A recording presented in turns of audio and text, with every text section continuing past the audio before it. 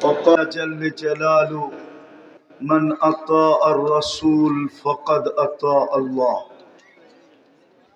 وقال رسول الله صلى الله عليه وسلم عليكم بسنتي وسنة الخلفاء الراشدين المهديين عضوه بالنواجذ أو كما قال عليه الصلاة والسلام. উক্ত মাহফিলের সম্মানিত সভাপতি, উপস্থিত উলামায়ে কেরাম, মেহমানানে এযাম, এলাকার বিভিন্ন জায়গা থেকে আগত মুসলমান ভাইয়েরা, যেই পর্যন্ত লাউড স্পিকারের আওয়াজ পৌঁছতেছে পর্দার অন্তরালে মা ও বোনেরা, কোরআন হাদিস থেকে যতটুকুই তেলাওয়াত করলাম আশা রাখি একই সামনে রেখে অতি অল্প সময় কিছু কথা রাখবো। সাথে সাথে সকলের কাছে হাত জোর অনুরোধ, হাত জোর বোঝেন তো, কথাগুলো যতটুকুই শুনবো পরিপূর্ণ মনোযোগ দিয়ে শুনবো, কেননা আল্লাহর আদেশ হইল ফাস্তামিউ। দিনী কথা, কোরআন বা কোরআনী কথা যখন শোনো পরিপূর্ণ মনোযোগ দিয়ে শোনো। দ্বিতীয় আল্লাহর আদেশ হইল আনসিতু, বিলকুল পরিবেশটাকে নিঝুম রাখো, কোনো আওয়াজ যেন না হয়। আর যদি আল্লাহর হুকুম মানি তাইলে ভাগ্য যতটুকু খুলছে এর চেয়ে আরো কোটি গুণ বেশি খুলবে। উম্মতে মুহাম্মাদির ভাগ্য এত বড়, যেমন আকাশ মাইপা বলা যায় না কতটুকু লম্বা কতটুকু পাশ। রব্বে কাবার কসম, আমাদের ভাগ্য এত বড় মাইপা বলা যাবে না কতটুকু লম্বা কতটুকু পাশ। দুই একটা প্রমাণ দেখাই। যদি আমাদের ভাগ্য বড় না হইতো তাইলে দানিয়াল আলাইহিস সালামের মতো নবী ২৫০০ বৎসর মৃত্যুর পরেও অপেক্ষা করতেন না, শুধু উম্মতে মুহাম্মাদির হাতের ছোঁয়ার মাধ্যমে, হাতের মাধ্যমে কাফন আর দাফন হওয়ার জন্য। বদায় হ্যাঁ, উঠায় দেখেন, তারপরে তাহকিক করেন, তাহলে বুঝা গেল আমাদের ভাগ্য কত বড় যে নবী অপেক্ষা করতেছে আমাদের হাতের ছোঁয়া পাওয়ার জন্য। আদম আলাইহিস সালাম পর্যন্ত দুঃখ করে বলতেছেন উম্মতে মুহাম্মাদির ভাগ্য কত বড়, কত বড় ভাগ্য। আমি একটা ভুল করলাম, কিয়ামতের সকাল পর্যন্ত মানুষকে আল্লাহ ঢোল পিটায় জানায় দিল। কোরআনে নাই ওনার ভুলের কথা? উম্মতে মুহাম্মাদি 24 ঘন্টা গুনাহ করবে। যুবক, তোমাদের পায়ে হাত দিয়ে বলি, তোমরা 24 ঘন্টা যতক্ষণ সজাগ থাকো ততক্ষণ গুনাহ করতে থাকো। আর তোমাদের গুনার ধরনের কোনো কি নাই, ইয়াত্তা নাই যে কত ধরনের গুনাহ নেটের মাধ্যমে হয়। সত্য তো? যদি আল্লাহ জানায় দিত, বলো যুবক, শুধু গান আর নাচ দেখো এরকম না, আমি বাকি গুনাহগুলার কথা বললাম না, যা তোমরা সারা দিন 2 বন্ধু 3 বন্ধু একা একা দেখো, যদি আল্লাহ বাড়িওয়ালাদেরকে জানায় দিত, মা বাবাকে জানায় দিত, কোন মা বাবা তোমাকে ঘরে ঢুকতে দিত না। আজকাল আমাদের সমাজে নেট হওয়ার কারণে, নেটের যুগ হওয়ার কারণে স্বামী বাহিরে যা করে যদি স্ত্রী জানতো, বাত পাকাইতো তো দূরের কথা, দরজায় জুতা নিয়ে দাঁড়ায় থাকতো, জুতা নিয়ে। স্ত্রীরা যা করে যদি স্বামী জানতো তাইলে ওর জন্য মাথার ঘাম ঝরাইতো তো দূরের কথা, বাড়িতে আসার আগে ডিভোর্স লেটার হাতে করে নিয়ে আসতো। রাগ হয়ে গেলেন? কে লুকায়? অথচ একটা ভুল করলেন, কিয়ামতের সকাল পর্যন্ত ডুল পিটায় জানায়া দিলেন। এটা কি আপনার ভাগ্য না? এটা কি আপনার কপাল না? আর কি বুঝামো? মুসা আলাইহিস সালাম কথা বইলা ক্রেডিট কার্ড নিল কালিমুল্লাহ হিসাবে। আল্লাহ তো স্বয়ং আপনার আমার সাথে কথা বলে বিদায় কালামুল্লাহ দিলেন। এর চেয়ে বড় কপাল কি হবে? এটা তো আল্লাহ কথা বলে আমাদের সাথে। আল্লাহ, মুসা আলাইহিস সালাম তো কথা বলার জন্য তুর পাহাড় দরকার হতো, সময় নির্দিষ্ট ছিল, কথার মাত্রা নির্দিষ্ট ছিল। এটা যদি 24 ঘন্টা একবার খতম করে 2 বার না 10 বার খতম করে, তারপর আল্লাহ বলবে না তোর সাথে আর কত কথা বলবো, একদিনে কতবার খতম করতে হয়, তুই বন্ধ কর। আল্লাহ তো এটা বলবে না। আল্লাহ বলবে খতমের পর খতম করতে থাক। বরং উল্টা বলবে, যেটা আহমদ ইবনে হাম্বল রহমতুল্লাহ আলাইহি বলছেন, 100 বারের সময় যখন আল্লাহকে দেখছেন, আপনার নৈকট্য লাভ করার সবচেয়ে সহজ পদ্ধতি কি? বলছে, আহমদ, আমার কালাম যেটা আমি তোমাদেরকে দিছিলাম, আমার কথা, আমার কথা পড়তে থাকো, আমি কথা বলতে থাকবো, নৈকট্যের মালা তোমার গলায় আমি কুদরত দিয়া পড়াইতে থাকবো। কিন্তু আফসোস তো এটাই, এই এলাকায় প্রত্যেক ঘরে কোরআন রাখা আছে, বেশিরভাগ ঘর সারা বছরে একবার কোরআনটা এইভাবে খুইলা দেখে না, ডেলি একটা চুমা দিয়া দেখে না। যুবক সারা বছরে একটা চুমা দেয় না। কথা শুরুটা ছিল আল্লাহ বড় ভাগ্য দিছেন আমাদেরকে। যদি একটা কাজ করতে পারতাম আর করতে পারি, তাহলে আরো ভাগ্য এত বড় হবে যেটার বর্ণনা দিয়ে শেষ করা যাবে না। এই জন্যই আল্লাহ রসুল 3 শব্দ বলছে, মালা আইনুন রাআত ওয়ালা উযুনুন সামিয়াত ওমা খাতারা কলবি বাশার। আল্লাহর রসুলও আল্লাহ বলছেন কোরআনে, ফালা তা'লামু নাফসুন মা উখফিয়া লাহুম মিন কুররাতি আয়ুনিন জাযাআম বিমা কানু ইয়ামালুন। জান্নাত মিলবে, জান্নাত। যদি ভাগ্য ধরে রাখতে পারি, তাইলে আরো বড়টা মিলবে, জান্নাত মিলবে, জান্নাত। হায়, আমরা এই সমস্ত এলাকায় বাস কইরা খুশি হয়ে গেলাম।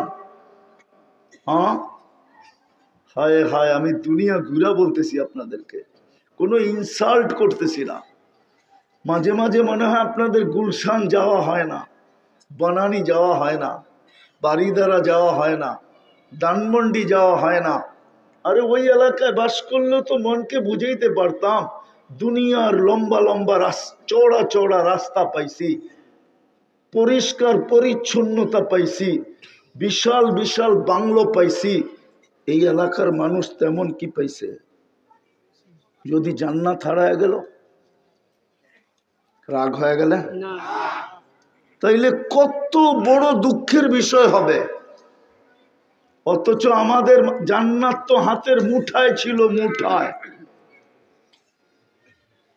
মধ্যবিত্ত আর গরিবদের জান্নাত হাতের মুঠায়, নারীদের জান্নাত আঁচলে বাঁধা, যদি খালি ধরতে পারে। বেশি কিছু তো ছিল না, বেশি তো করতে হইতো না এই উম্মতকে। আল্লাহ তো নিজের দাবি ফিরাই নিছিলেন, ওলামা মানবে কিনা জানি না। আতিউল্লাহ তো বলছিলেন, কিন্তু মানুষ প্রশ্ন তুলা দিছে, আপনাকে তো চোখে দেখা যায় না, আপনাকে তো ধ্যান ধারণায় আনা যায় না, আপনাকে তো বর্ণনা দিয়ে শেষ করা যায় না, আপনার কথা তো শোনা যায় না, বিধায় আপনাকে মানবো তো মানবো কি করা। তো আল্লাহ যেন নিজের দাবিকে সরায় নিয়ে বসে, আতিউর রাসূল, আমার বন্ধুকে মাইনা দেখায় দিলেই হবে। কিন্তু আজকে নবীর আদর্শে তো যুবক আদর্শবান না। যদি আদর্শবান হইতো, ওর চুলের স্টাইল এরকম কেন হইতো? ও 50 টাকার চুল 500 টাকা দিয়ে কেন কাটাইতো? 300 টাকা দিয়ে কেন কাটাইতো? ঈদের রাত্রে 1000 টাকা দিয়ে কেন কাটাইতো? যুবক কেন 14 তারিখ উদযাপন করত? যুবক কেন 31st নাইট উদযাপন করত? ওর পোশাক আশাক এরকম কেন হতো? মা বোনরা কেন বেপরদায় রাস্তায় ঘুরত? ওরা কেন ইসলামকে ছেড়া দিত? এই ছোট জীবনটার বিনিময়ে জান্নাত ছেড়া দিয়া আর রাযীতুম বিল হায়াতিদ দুনিয়া। কোরআন তো এটাই চিৎকার দেয়, এই সামান্য দুনিয়ার জীবন লয়ে খুশি। আফসোস আফসোস আফসোস, ওই জান্নাত হাতছাড়া করে দিতেছি। যার মাটি মুস্কার জাফরান, যার বিল্ডিং এক এক সোনার এক এক রূপার, যার এক এক তালার দূরত্ব জমিন থেকে আকাশ পর্যন্ত, যার সবচেয়ে ছোট বাড়ি এই দুনিয়ার 3 গুণ বড়, 10 গুণ বড়, 3 গুণ না 10 গুণ বড়, ওই জান্নাত ছেড়ে দিতেছি।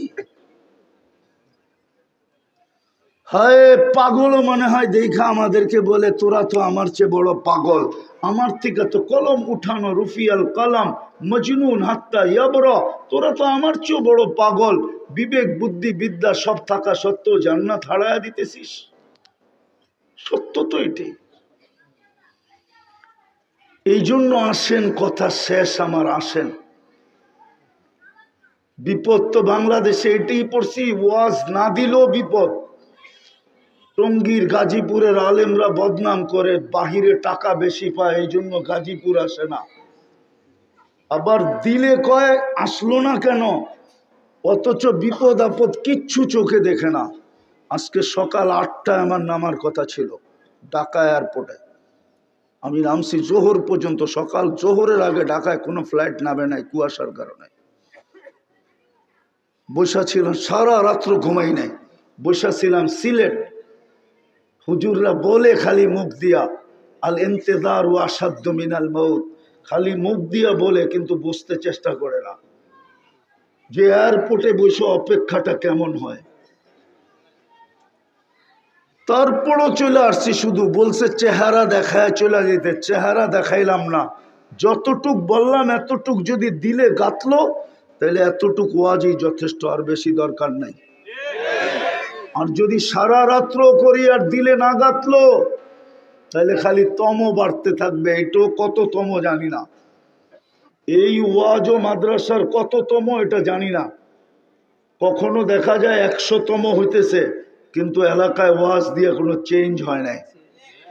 উদ্দেশ্য হলো চেঞ্জ হওয়া। বিদায় আসেন, লম্বার করতেছি না। আজকে মুসলমানের কপালে জুতা শুধু নবীর আদর্শ ছাড়ার কারণে। মুসলমানের কপালে জুতা শুধু কোরআনকে ডেলি চুমা না দেওয়ার কারণে। মুসলমানের কপালে আজকে জুতা, আল্লাহ ঘর দিছিল, ঘর। কোন উম্মতকে আল্লাহ নিজের ঘর দেয় নাই। ওলামা তাহকিক করা বলুক আমাকে, এখানে মুফতিও আছে, বলুক তাহকিক করা কোন উম্মতকে আল্লাহ ঘর দিছিলেন কিনা। কেবলা দিছেন, কাবা দিছেন, ঘর দেন নাই। আমাদেরকে ঘর দিয়া দিছেন। আল্লাহকে যদি জিজ্ঞাসা করি কই থাকেন, আনা মাকুম আইনা মা কুনতুম, তুই কি কোরআন পড়স না? আমি তো তোদের সাথেই থাকি। ঘর দিয়া কি করবো, দিয়া দিলাম ঘর তোদেরকে। ওই ঘর এখন খালি পড়া থাকে। জুমার দিন কিছু ভরে, আর কোনো বেলায় মসজিদ ভরে না। মসজিদ চিৎকার দেয় মুসল্লি কোথায়, জমিন চিৎকার দেয় নামাজি কোথায়। এইটার জন্য দুরবস্থা। আসেন তওবা করি, নাইলে শুধু আর্তনাদ করতে থাকবেন, চিৎকার দিতে থাকবেন। আমার কথা ওলামা বুঝবে না, মাথায় নিবে না, নাইলে আমার যুগ বিয়োগ মিলে না। ফিলিস্তিনে কি করে বোম ফাটে, আমি তো চোখে দেখা আসলাম। ইব্রাহিম আলাইহিস সালাম ঘুমাইতেছে, আমি তো চোখে দেখা আসলাম। মুসা আলাইহিস সালাম ঘুমাইতেছে, আমি তো চোখে দেখা আসলাম। 70 জন নবী ঘুমাইতেছে, আমি তো 14 বছর আগে চোখে দেখা আসলাম। মুসলমানদের প্রথম কাবা, কেবলা বাইতুল মুকাদ্দাস, আমি তো চোখে দেখা আসলাম। মনে হইতেছিল যে 1.25 লক্ষ নবী মেরাজের রাত্রে সশরীরে যেখানে সম্মেলন হয়, মুহাম্মদুর রসুল্লাহ যেখানে ইমামতি করে, মুহাম্মদুর রসুল্লাহ নবীদেরকে যেখানে বক্তৃতা করে, ওইখানে বোম ফাটে কি করে? আল্লাহ করে তো করে কি? আল্লাহ বলে ফাটবে না কেন? আমার ঘর খালি। কোরআন সারা বৎসরে খুলা দেখোস না, ডেলি একবার চুমা দেস না, আমার নবীর আদর্শ মানিস না। অথচ এই যে বুখারী শরীফ আছে, এই বুখারী শরীফে লেখা আছে কবরের মেইন প্রশ্ন একটা। এটা তো দ্বিতীয় জিলদ, প্রথম জিলদ নিয়ে আসেন, আমি খুইলা দেখায় দিই। কবরের প্রশ্ন মেইন একটা, মা কুনতা তাকুলু ফি হাযার রাজুলি মুহাম্মাদিন, তুমি মুহাম্মাদের আদর্শে কতটুকু আদর্শবান ছিলা? কেননা আমাকে তো তোমরা চোখে দেখতে না, আমার কথা তো তোমরা শুনতে না, আমাকে তো ধ্যান ধারণায় আনতে পারতে না, আমাকে বর্ণনা দিয়া তো শেষ করা যায় না। বিদায় আমি তো বন্ধুকে তোমাদের হাতে উঠাইয়া দিছিলাম, আমার বন্ধুর আদর্শে আদর্শবান হও। ওই বন্ধুর আদর্শে তুমি কতটুক আদর্শবান, এই প্রশ্ন প্রথম কবরে হবে। মুসলিমেও এই রেওয়ায়াত লেখা আছে। এই দুইজনে তিন প্রশ্নের কথা আনেন নাই, তিন প্রশ্নের কথা শুধু আনছেন আবু দাউদওয়ালা। আমি মানি তিন প্রশ্ন, কিন্তু মেইন প্রশ্ন একটা, জবাব দিতে পারলে বাকি দুটা জিজ্ঞাসা করা হবে না, আর প্রথমটা দিতে না পারলেও বাকি দুইটা কোনো জিজ্ঞাসা করা হবে না। ফেল। আজকে বলেন ওই নবীর আদর্শে আদর্শবান কতটুকু? চলেন আজকে তওবা করি। করবেন মনের থিকা? কে কে করবেন দেখি? তাইলে বইলা দেন, আল্লাহ অতীত থেকে তওবা করলাম, আপনি আমাদের তওবা কবুল করেন, আপনি আমাদের গুনাহ মাফ করেন। নামান আজকের থেকে কোরআনটাকে ডেলি একবার লন আর একটা চুমা দেন, আর কিচ্ছু করতে হবে না। চুমা দেন, আল্লাহর কালাম, কালাম চিৎকার দিতেছে আমাদের ঘরে। আর আজকের থেকে মসজিদটা ভরা দেন, পারবেন? হ্যাঁ, আল্লাহ কবুল করুক। আরেকটা বুদ্ধিমানের কথা শিখায় দেই, ডেলি 2 বার আগাম জামিন নিয়ে নেন, ঘুমানোর আগে তওবা করেন, এই নিয়তে যে সকালে নাও উঠতে পারি। বুদ্ধিমান ওই ব্যক্তি যে আগাম জামিন নিয়ে নেয়, হাতকড়ি পড়ার আগে, বেরি পড়ার আগে, কোর্টে দাঁড়ানোর আগে, জেলে যাওয়ার আগে চুপে চুপে জামিন নিয়ে নেয়, হইল বুদ্ধিমান। ঘুমানোর আগে, যুবক তোমাদের পায়ে হাত দিয়া বলি, ঘুমানোর আগে আল্লাহর কাছে তওবা করো, ঘুমের থেকে ওইটা তওবা করো, এই নিয়তে। হতে পারে সূর্য উঠতে দেখছি আর ডুবতে দেখবো না, পারবো? আল্লাহ আমাদেরকে আমল করার তৌফিক দান করেন। ওমা আলাইনা ইল্লাল বালাগ। এই জায়গার মূল মালিক কবরবাসী হযরতের কাছে